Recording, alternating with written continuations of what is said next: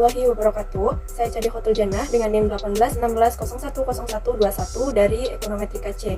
Pada kesempatan kali ini, saya akan menyampaikan materi mengenai data panel, kemudian cara pengolahan data panel, serta uji asumsi klasik yang digunakan untuk data panel. Data panel ini digunakan untuk bertujuan melihat perbedaan karakteristik antar setiap individu dalam beberapa periode pada objek penelitian. Analisis yang akan kita lakukan menggunakan persamaan data panel yaitu pengaruh kemiskinan, jumlah penduduk, kontribusi sektor pertanian, dan kontribusi sektor industri terhadap tingkat produk domestik bruto di 10 provinsi Pulau Sumatera. Pada penelitian menggunakan data panel ini, kita memiliki dua variabel, yaitu variabel independen dan variabel dependen. Variabel independen yang kita miliki pada penelitian ini, diantaranya yaitu kemiskinan atau X1, jumlah penduduk atau X2, kontribusi sektor pertanian atau X3, kontribusi sektor industri atau X4. Jadi kita memiliki 4 variabel independen. Untuk variabel dependen atau variabel terikat pada penelitian ini, yaitu variabel domestik bruto, atau kita sebut dengan variabel Y. Baiklah, saya akan menjelaskan mengenai cara pengolahan data panel menggunakan aplikasi eViews. Pertama, kita buka aplikasi eView-nya. Langkah pertama, kita klik Create a New eView Word File. Kemudian untuk Word file-nya ini, kita pilih Balance Panel, karena kita akan meneliti data panel. Kemudian untuk frekuensi, kita tetap menggunakan annual, karena yang akan kita teliti tahunan juga, mulai dari 2014 sampai 2020. Kemudian number of cross section ini kita tuliskan 10 karena kita meneliti 10 provinsi di Sumatera Barat. Kemudian kita klik OK. Kemudian kita pilih Quick Empty Group untuk memasukkan data penelitian kita tadi ya. Kemudian kita buka, kita kopikan datanya.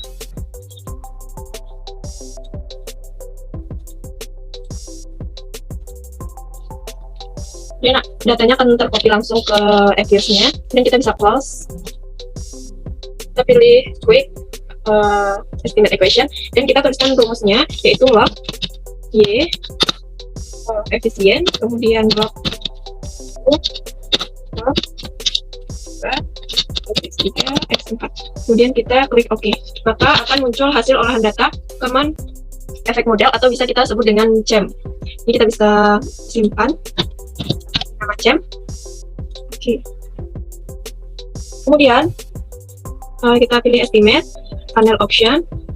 Ini untuk mencari data fixed effect model, kita pilih fixed, kemudian kita klik OK, maka akan muncul hasil olahan data atau FEM. Kemudian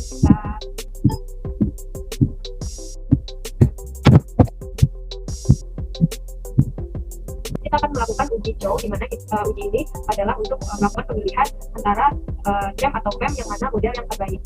Caranya yaitu ketika pada panel option tadi projection-nya adalah fixed, kemudian kita klik view, kemudian fixed atau random effect testing dan random fixed effect. Kemudian akan muncul hasil pengolahan data uji cow.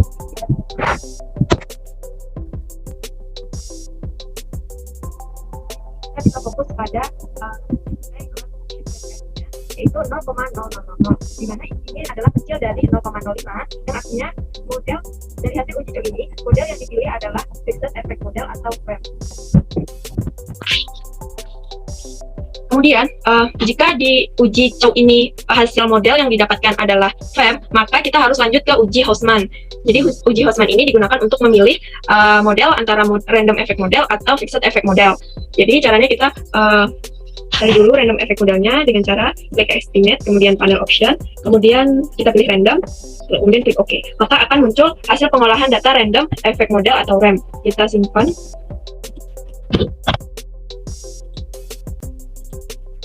Kemudian kita lakukan uji Hausmann untuk memilih model yang terbaik antara RAM atau FEM.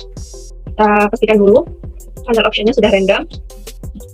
Dan kita klik view, kita klik fixed random effect testing, dan kita pilih correlated random effect Hausmann test. Kemudian akan muncul hasil dari uji Hausmann. Kita simpan dulu.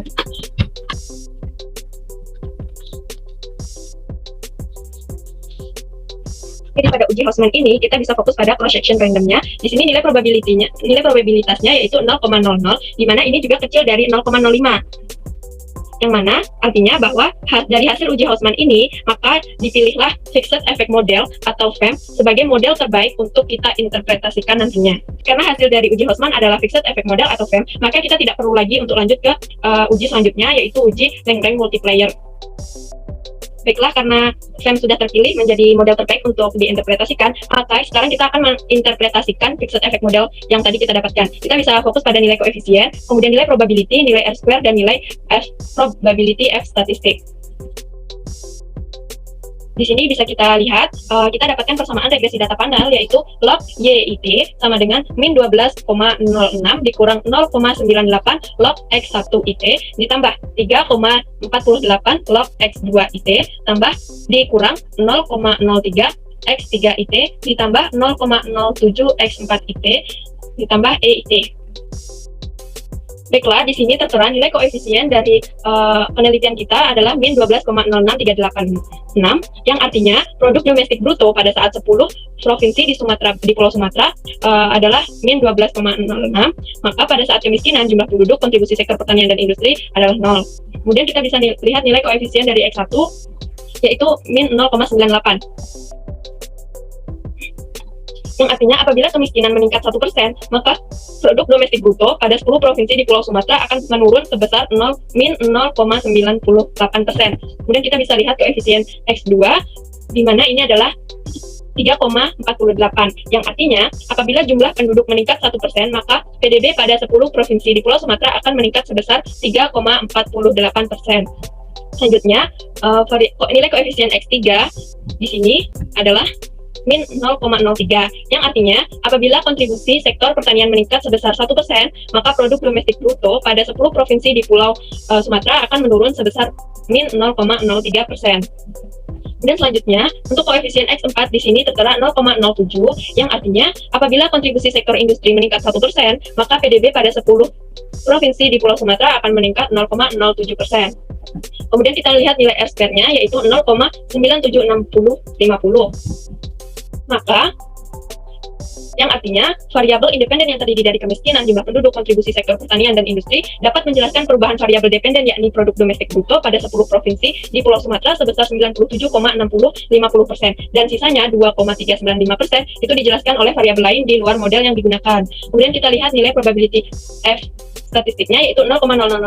Jadi ini adalah uji F, di mana hasil dari uji F atau uji simultan ini terlihat signifikan, yakni 0,0000, lebih kecil dari 0,05, yang artinya bahwa variabel independen yang terdiri dari kemiskinan, jumlah penduduk, kontribusi sektor pertanian dan industri itu ia berpengaruh signifikan terhadap variabel dependennya yaitu produk domestik bruto pada 10 provinsi di Pulau Sumatera selama periode 2014 sampai 2020. Kemudian kita bisa lihat nilai probability-nya seluruh variabel X1 0,008, X2 0,000, X3 0,1493 dan X4 0,0000. Maka pada kemiskinan ia mempunyai nilai probability 0,008 yang dimana ia lebih kecil dari 0,05, artinya kemiskinan mempunyai pengaruh yang signifikan terhadap PDB pada 10 provinsi di Pulau Sumatera. Selanjutnya, ketika variabel jumlah penduduk mempunyai nilai probability 0,000 yang artinya kecil dari 0,05, maka jumlah penduduk mempunyai pengaruh yang signifikan terhadap PDB pada 10 provinsi di Pulau Sumatera. Kemudian, variabel kontribusi sektor pertanian mempunyai nilai probability 0,1493 yang artinya ia lebih besar dari 0,05, maka kontribusi sektor pertanian ini mempunyai pengaruh yang tidak signifikan terhadap PDB pada 10 provinsi di Pulau Sumatera. Kemudian yang terakhir, itu variabel kontribusi sektor industri yang mempunyai nilai probability 0,000 yang artinya ia kecil dari 0,5, di mana kontribusi sektor industri juga mempunyai pengaruh yang signifikan terhadap PDB pada 10 provinsi di Sumatera Barat. Selanjutnya, kita akan melakukan uji asumsi klasik pada data panel. Uji asumsi klasik pertama yang akan kita bahas yaitu uji heterokedastisitas. Di data panel, kita harus buatkan dulu nilai residual absolutnya, yaitu dengan cara klik receipt, kemudian kita pilih klik generate series, dan kita berikan rumus res up sama dengan up receipt. Res up itu adalah residual absolut. Kemudian kita klik OK. Maka akan muncul folder baru yang bernama res up. Kemudian ini sudah terinput sendiri ya nilainya. Kemudian kita bisa klik. Kemudian estimate equation dan kita tulis rumusnya. Res up kita jadikan variabel dependen.